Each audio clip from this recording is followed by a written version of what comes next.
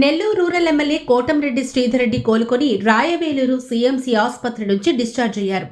కాలుకి రక్త ప్రసరణ లేని కారణంగా న్యూరో సంబంధిత సమస్యలతో బాధపడుతూ గత వారం రోజులుగా రాయవేలూరు సీఎంసీ హాస్పిటల్లో చికిత్స పొందుతున్న ఆయన మంచిగా కోలుకోవడంతో వైద్యులు డిశ్చార్జ్ చేశారు. ఆసుపత్రి నుంచి నేరుగా కాణిపాక వినాయకుడి దర్శనానికి బయలుదేరి వెళ్లారు.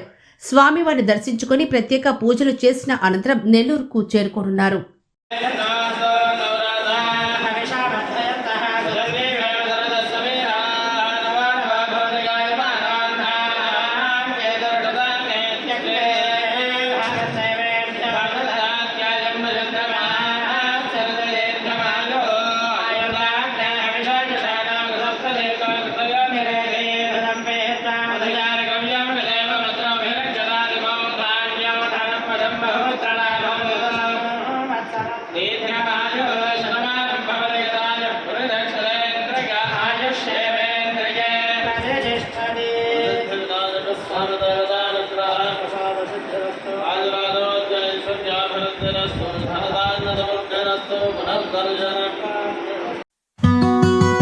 సునీత, క్యారేజ్ రెడీ అయిందా? 2 నిమిషాలండి, తెచ్చేస్తాను. నాన్నని మళ్ళీ ఇలా చూస్తాననుకోలేదు.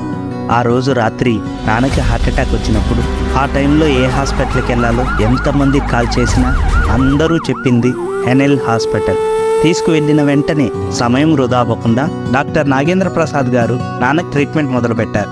ఆయనకు గుండె సంబంధిత వ్యాధులపై ఉన్న అపార అనుభవం, నైపుణ్యంతో పాటు పేషెంట్పై ఆయనకున్న శ్రద్ధతో నాన్నకు సులువుగా ట్రీట్మెంట్ చేశారు.